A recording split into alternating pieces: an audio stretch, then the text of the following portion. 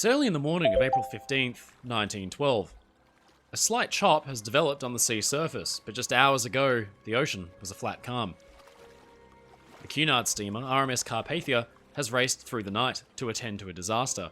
Now it has arrived on scene and prepares to take on passengers. In the night, the RMS Titanic, on its maiden voyage to New York, has encountered an iceberg, and in the pitch black of night, without a moon, it has collided stem on with the ice and has settled heavily by the head. Passengers begin to abandon ship to be picked up by Carpathia and other steamers which have arrived on site, alerted by Titanic's wireless distress calls. Titanic's complex watertight compartment system has held up, and the ship is not actually sinking, but the ship's bow has been crushed up to the foremast, and hundreds are dead. Of course, this is not how history transpired. Titanic didn't collide with the iceberg bow on. Instead, its crew attempted to turn the ship out of harm's way, and its side was open to the seawater, damaging enough of the ship's watertight compartments to sink her.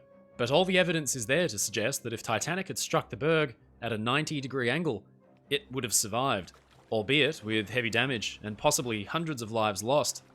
It would have been a catastrophe for the ship's owners, White Star Line, but the Titanic would have stayed afloat.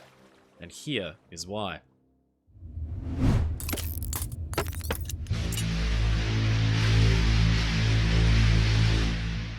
Ladies and gentlemen, it's your friend Mike Brady from Oceanliner Designs. Now, if you're anything like me, out of a morbid sense of curiosity, you might have Googled what would have happened if Titanic hit the iceberg head on.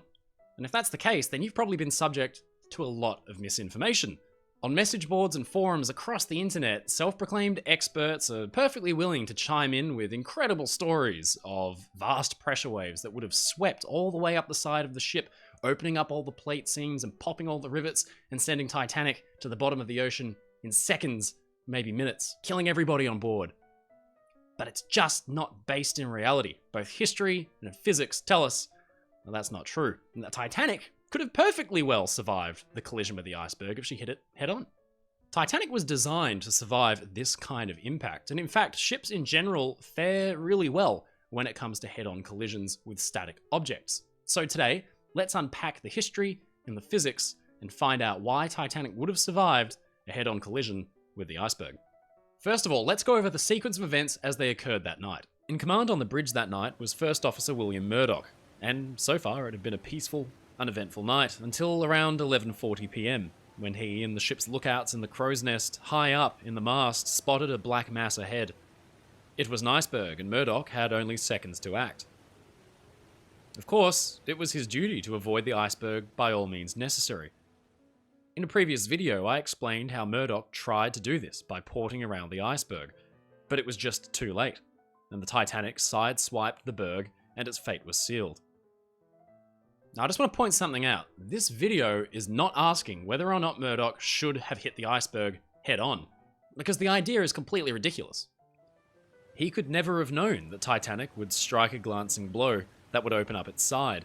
He absolutely did the right thing, and to the very best of his ability.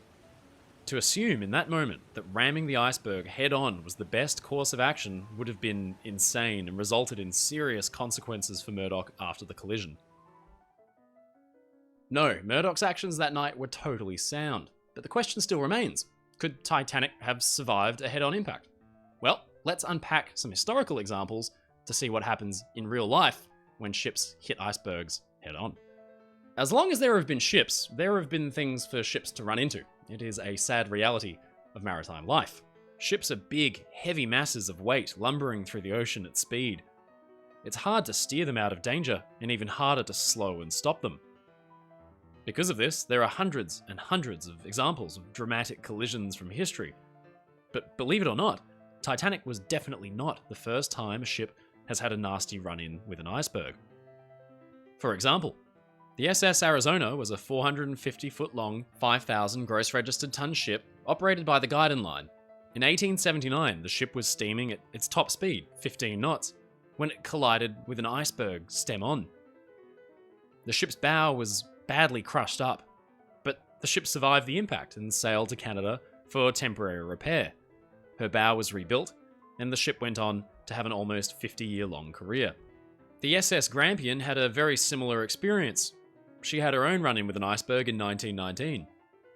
In fact, she was about double the size of Arizona and was sailing to Liverpool with 750 passengers when, in a fog, an iceberg was spotted dead ahead, and she contacted the berg bow on. 40 feet of Grampian's bow was crushed up, killing 2 stewards, but the watertight compartments held, and the ship did not sink. She too was also fully repaired and put back into service. How on earth did these ships survive these collisions? They both happened at a decent amount of speed and resulted in catastrophic damage, and yet both times the ships were recovered and put back into service. The answer lies in physics and engineering, and the way that ships are designed to break up when they encounter a static object, like an iceberg. One of the false claims made about the Titanic in a head-on collision scenario is that the force of the collision would be sufficient to send a shockwave of force throughout the entire hull of the ship, causing rivets to pop out of place, jamming the watertight doors and sending the ship to the bottom after breaking apart in minutes. But of course, as Grampian and Arizona demonstrate, this is just not the case, and here's why. Like today, ships of Titanic's era were mostly constructed of steel. A lot of steel. The hull was a complicated, honeycomb-like structure of steel beams, girders, and plates. All of these hundreds and thousands of individual pieces of steel were riveted together with millions of rivets. But here is the secret to steel's success. It's actually really soft. Not soft to the touch, of course, you wouldn't be sleeping on a steel pillow anytime soon, but it is flexible, and it can bend under pressure. This effect is called elasticity, the degree to which an object can bend or be deformed without fracturing and then return to its previous shape.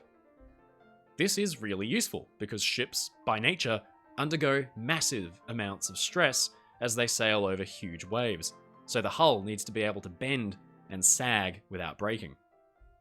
But steel also offers a good degree of plasticity.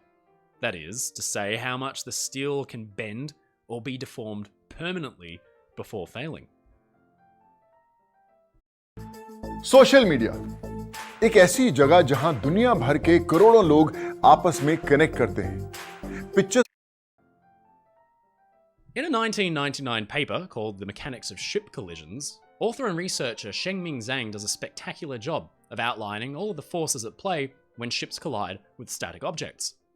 You see, when a ship is moving at near full speed and it hits a static object, like, say, an iceberg, it begins to fold up by the bow. In Titanic's day, they referred to this as telescoping, and it's essentially exactly as it sounds. We saw this with the Grampian, the Arizona, and dozens of other ships from history. The bow of the ship, that huge honeycomb structure of steel girders, beams, frames, and bulkheads, suddenly begins to crush up. This is because, like I mentioned earlier, ships are huge and fast with a massive amount of forward momentum.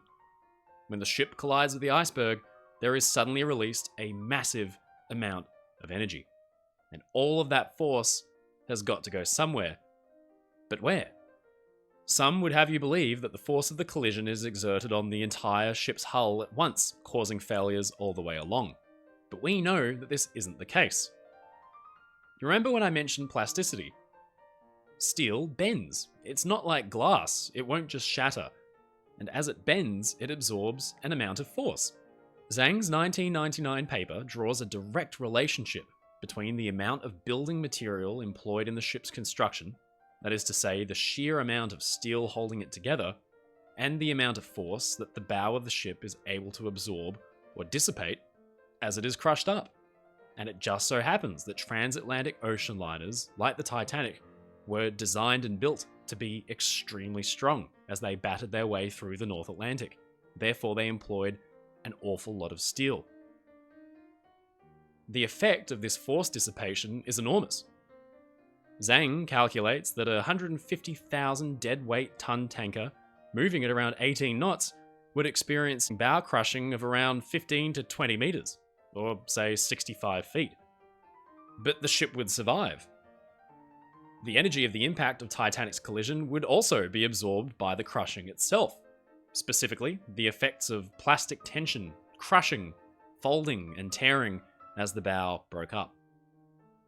It's not impossible to think that as Titanic's bow crushed in on itself and the ship was slowed from 21 knots to a stop in just seconds, passengers at Titanic's very stern would only maybe have felt a slight jar and maybe not even be thrown off their feet, as the bow's own destruction absorbed all that energy from the collision and brought the ship to a gradual stop.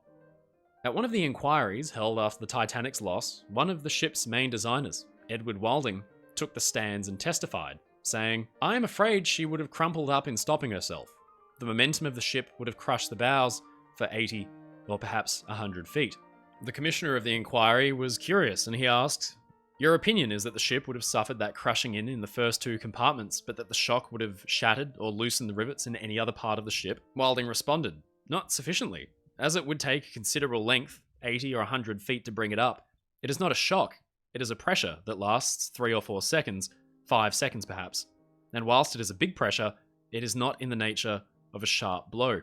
In fact, Wilding even cited the Arizona collision as evidence. "I believe the ship would have been saved, and I am strengthened in that belief by the case which your lordship will remember, where one large North Atlantic steamer some 34 years ago did go stem on into an iceberg and did come into a port, and she was going fast." Wilding was asked, "What you mean is that the ship would have telescoped herself?"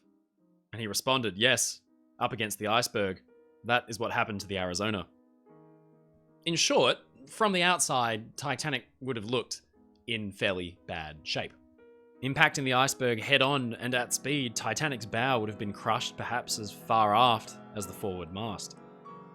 The forecastle would have been gone, and with it the bunks and berths for the ship's 250 or so stokers and trimmers, the majority of whom would have been asleep at the time of the collision and would have been simply atomized as the bow crushed up around them. Structurally though, the Titanic would have been quite sound. Murdoch ordered the watertight doors closed before the collision, so they would have been safely shut, preventing widespread flooding. The forwardmost cargo hold would be lost, along with all its cargo, but crucially the boiler rooms would be safe. So in theory, the ship would be still able to operate under its own power and generate its own electricity. If Wilding was right, and the first 2 or 3 watertight compartments were either destroyed or flooded, then Titanic would still have stayed afloat, because she was designed to stay afloat with 4 of her watertight compartments flooded. With the watertight doors shut, there would have been no way for the water to flood aft into the other compartments, and therefore Titanic could have stayed afloat. Captain Smith would then have ordered a distress call, and Carpathia would be the ship to answer. Smith would have organised an evacuation of the ship, and because the scene would have been much more calm and less frantic than the actual sinking, passengers would probably have boarded the lifeboats from the A-deck promenade. Once Carpathia arrived on scene, Titanic's lifeboats would have ferried the passengers off, while Titanic sat ominously low in the water with its forwardmost compartment flooded, but safe for the time being. Once empty of passengers, Captain Smith may have shored up the damage, perhaps with temporary wooden structures, and sailed Titanic maybe on to Canada, perhaps Halifax in Nova Scotia, where temporary repairs could be made before the ship could be sailed back to Harland and Wolff in Belfast, where for the next few months her bow would be totally rebuilt and she would be put back into service for the 1913 season. And that would have been the end of the story. If you're interested to learn more about the topic, I'll include some links to similar papers in the description of this video. But historic examples and real-world engineering tell us that yes, Titanic could have survived the head-on collision with an iceberg. She would have been in really bad shape. Hundreds could have lost their lives in the bow of the ship, but the majority of Titanic's passengers and crew would have survived that night and lived to tell a pretty extraordinary tale. Ladies and gentlemen, it's your friend Mike Brady from Oceanliner Designs. Thank you so much for watching. I hope you enjoyed the video. If you did, like and subscribe to the channel. Every bit helps, and I put out a new video every week, so you'd hate to miss out. If you'd like to support my work, please subscribe to me on Patreon, or you can sign up for a YouTube membership for perks like early access, behind the scenes, and many more. You'll find the link in the description below. As always, stay safe, stay happy, and I'll see you again next time.